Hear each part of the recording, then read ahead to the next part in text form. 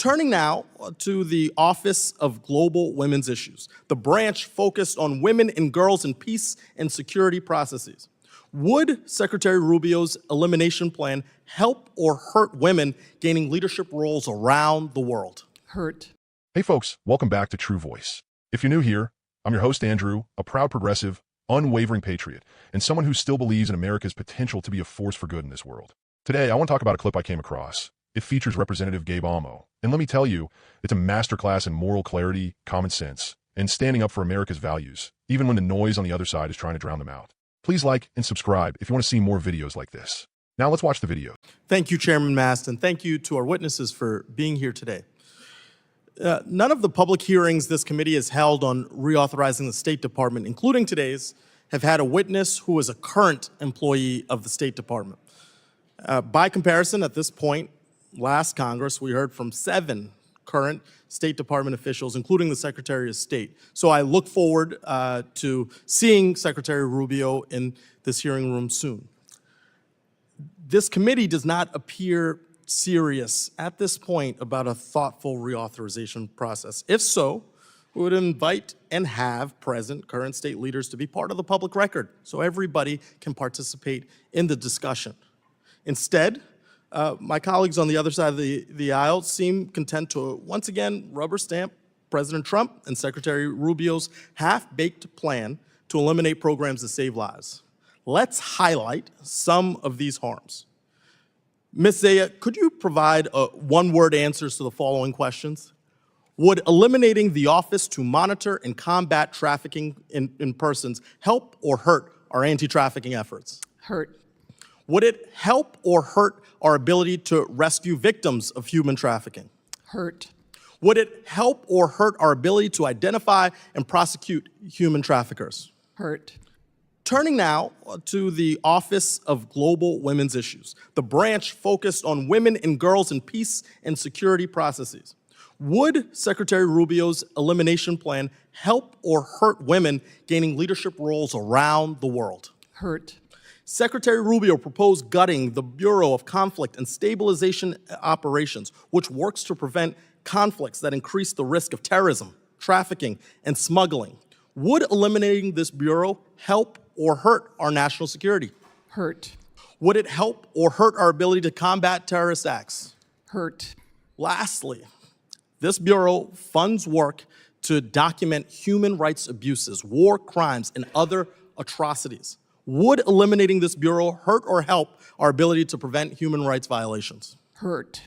So it is critical here. I know we just ran through that exercise, but there are clear decisions, clear contrasts. This plan puts us on the wrong side of those. Now, on this continued frustration that I have around humanitarian aid, I refuse to be silent amid the unlawful effort to shut down USAID. And let me underscore unlawful. The reorganization plan completely eliminates USAID and calls for regional bureaus, the State Department, as we've talked about, to take over the development programming in their region. For example, in sub-Saharan Africa, USAID had been working on improving education to promote economic growth and political stability in the region. Ms. Zaya, you can take your time with this one. I don't need one word, but does the State Department have the expertise and staff necessary to effectively implement formally USAID development programs like these education programs in sub-Saharan Africa? And how does eliminating USAID harm our global development efforts?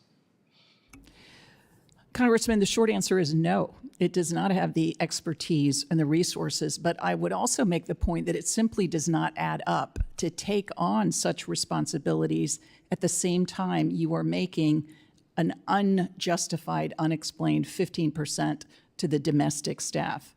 And we've talked a lot about the Foreign Service, which I was a member of proudly for 3 decades plus, but there is a civil service in the department, over 10,000 strong, where there is a reserve of tremendous regional subject matter expertise, but you simply cannot assign these responsibilities. And I make the point about overseas presence because there has been a strong USAID presence overseas, both Americans and locally employed staff members who themselves are incredibly capable, dedicated employees of the United States who have really specialized in areas where you simply cannot assign that to a Foreign Service officer or GS-13 and expect to have success, by the way, while you're cutting the hide out of those offices or eliminating over 130 offices at the same time.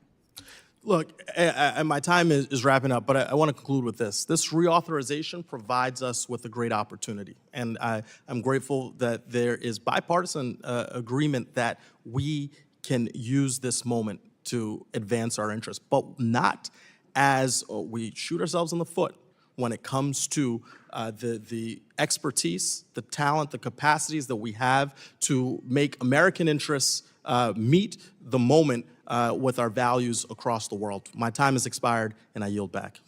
Thank you, Representative Amo. And I would remind you, it would be unconventional to have unconfirmed appointees come and testify before us.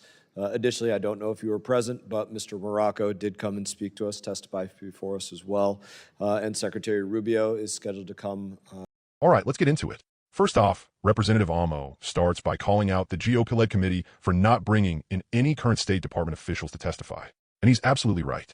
If you're serious about reauthorizing the State Department, if you're serious about oversight and diplomacy, you don't avoid the people who are actually doing the work. You don't sideline the experts. That's not reform, that's negligence. This isn't just bad policy, it's dangerous. We're talking about critical offices that fight human trafficking, empower women around the world, prevent terrorism, and support our diplomatic missions. And the GOP? They're nodding along to a half-baked plan from Trump and Rubio to gut them like they're trimming fat off a budget spreadsheet. Except the fat in this case, it's life-saving, world-stabilizing infrastructure. Now, Representative Amo laid it out in the most brutally effective way. He asked a witness to respond with one-word answers. Would cutting these offices help or hurt? And every answer was the same. Hurt, hurt, hurt, over and over again. Because that's what this plan does. Let's talk about specifics. The Office to Monitor and Combat Trafficking in Persons? That's the front line in the fight against modern-day slavery. Why on earth would we eliminate that? The Office of Global Women's Issues? Women are disproportionately affected by conflict. They're often the peace builders. Empowering women isn't some liberal pet project. It's a security strategy. Gutting that office undermines peace processes and destabilizes regions where we're already stretched thin. And then there's the Bureau of Conflict and Stabilization Operations. This isn't just about idealism. It's about preventing the very conditions that give rise to terrorism. It's about protecting our troops and our homeland by doing the work before bullets start flying. Cutting that is not fiscally responsible. It's strategically reckless. And let me really break this down for the folks in the back. The plan to dismantle USAID. Yeah, the agency that helps stabilize fragile governments, build schools, promotes economic opportunity in impoverished regions. That plan is not just misinformed, it's unlawful. Almost said it straight. The GOP wants to throw USAID's responsibilities to the State Department without giving them the manpower, the expertise, or the budget. That's like putting the fire department in charge of sanitation and saying, figure it out. The witness in that hearing confirmed it. The State Department does not have the staffing or specialization to do USAID's job, especially in regions like sub-Saharan Africa, where these programs are making real progress in education and economic development. Pulling the plug on that? That's how you create failed states. That's how you invite extremism, not defeat it. Here's what's really going on. This isn't about streamlining government. This is about ideology. The far right has never liked foreign aid, diplomacy, or multilateral cooperation. They see everything through the lens of dominance and military might. But the truth is diplomacy, development, and defense are the three legs of the stool when it comes to national security. Knock one out, and the whole thing topples over. As a proud American, I want a country that leads with strength and principle. And you know what?